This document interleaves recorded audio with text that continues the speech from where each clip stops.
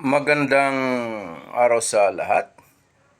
Yesterday, June 11, 2025, I was invited by Mads Dominguez, a director of the National Press Club, to join them in their discussion in the regular program Usapan sa Balay. The topic is about the order of the Senate remanding the articles of impeachment to the House of Representatives or the lower house. But I declined because yesterday I was then out of town, so I cannot join them. And not only that, I confided to Ma'am Dominguez, Ma'am, I am not an expert in political law. Later in the evening, I was able to watch the discussion, a recorded discussion transmitted to me by Ma'am Mads. And the issue was well explained by Dean Cecilio Duca, and of course I agree with him. But I have some reservations on the issue on the constitutional provision on impeachment with respect to the President and the Vice President. What in particular is my reservation about the partiality or impartiality of the senators sitting as judges? Why? Because my personal view is that I cannot expect from them neutrality or impartiality. Why? Because this group, the groups of 24 senators, they can be supporters of the president or the vice president, or they belong to the opposition group. So what can I expect from them in deciding the issue on impeachment? That is my personal view, of course, mere personal view. And that is why I believe that this constitutional provision on impeachment of the president and the vice president, whenever there is now a time for the revision or amendment of the Constitution, this should be re-studied well or revisited so as to include some provisions to protect the impartiality of the sitting senators as judges. Another one, who will be the presiding officer in an impeachment proceeding against the vice president? Who? Well, the president of the Senate already took his oath as the presiding officer, right? And some sector says he's correct. Some saying says no. Why not?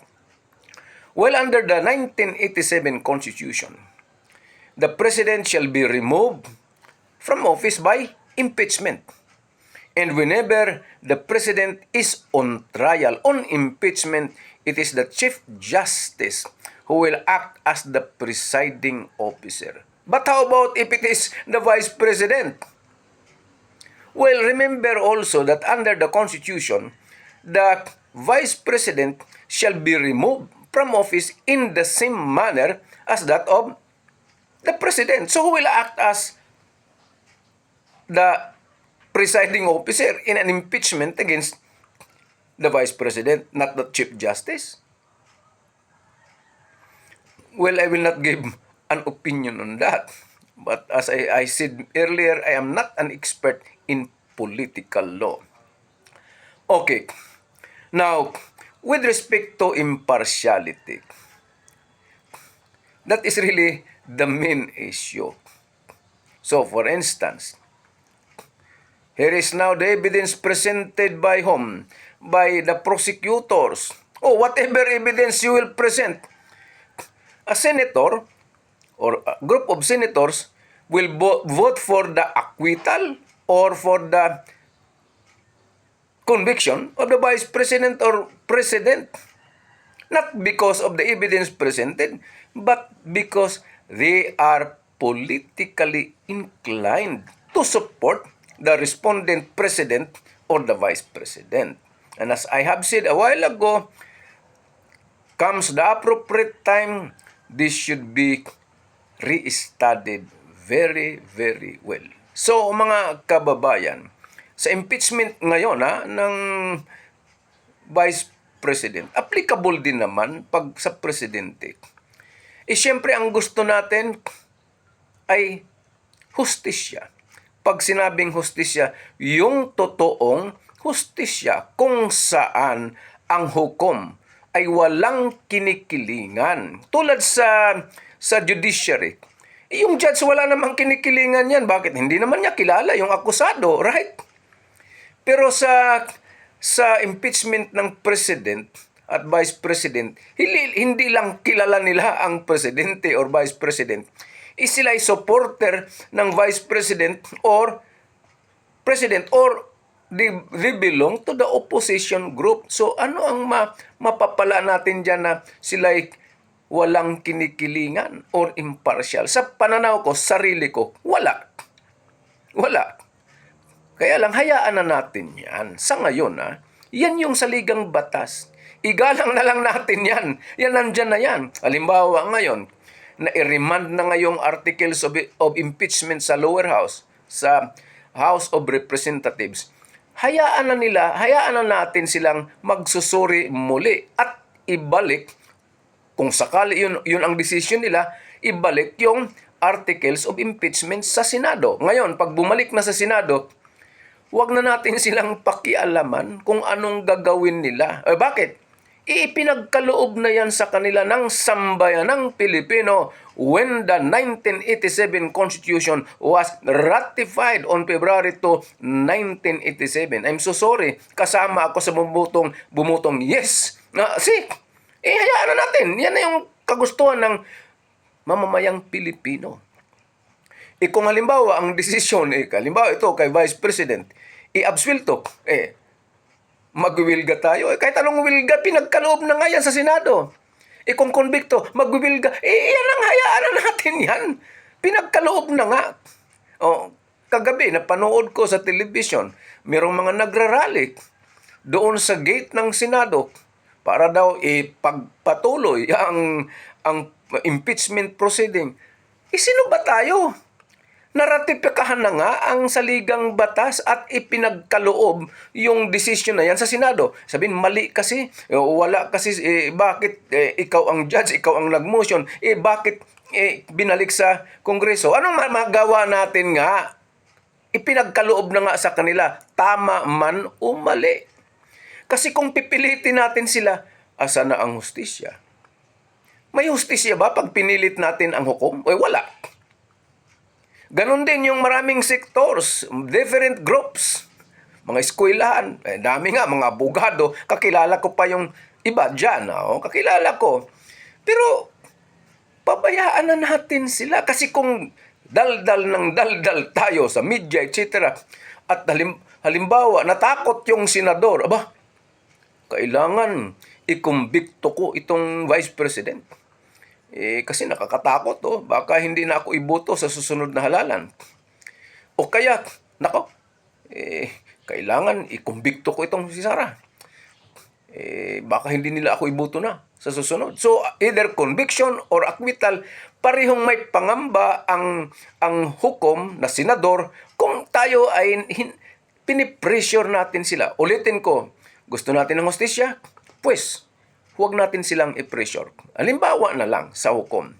Ikaw yung abogado, lalo na maraming abogado doon, mga sikat na abogado, sikat, magagaling, pinipressure nga nila, pagpatuloy. May mga abogado rin iba.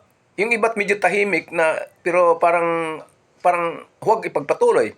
Iba, Kung maingay tayo na ipagpatuloy at kinukumbikto nga si Sarah, o meron bang hustisya? Kung ikaw, abogado, ikaw, abogado, either private prosecutor or public prosecutor or defense counsel, kailangan bang tawagan mo ang pamilya ng biktima? Hoy, mag-rally kayo dyan sa Hall of Justice para mapipilitang ikumbikto ni judge ang akusado.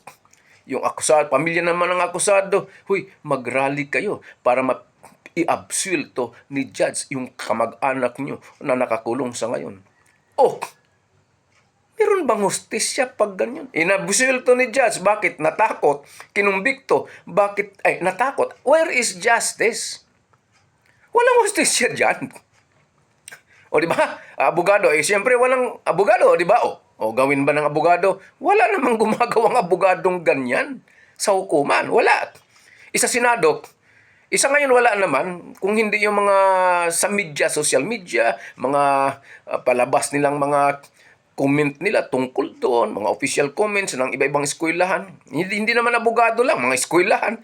Yan ba ang hustisya na inaasahan natin? Pinipressure natin? Ang sa akin lang, kung sakali, ibalik. Kung sakali, ayoko namang sabihin sa Kongreso, ibalik nyo. Pangit na naman. Bahala na sila. Ibalik na. Pag ibalik na sa Senado, trial na, right? Impeachment proceeding. Hayaan na natin yan. Manahimik tayo. Magdesisyon sila. Kung absuelto, rally, anong magawa mo? Pinagkaloob nyo nga sa Senado. Acquitted. Anong magawa din natin? Acquitted. Hayaan na natin. We have to respect what? The batas. Anong batas? The 1987 Constitution. Huwag tayong umasa ng hustisya kung tayo mismo hindi natin iginagalang yung mismong saligang batas, the 1987 Constitution. Maraming salamat at magandang araw sa lahat.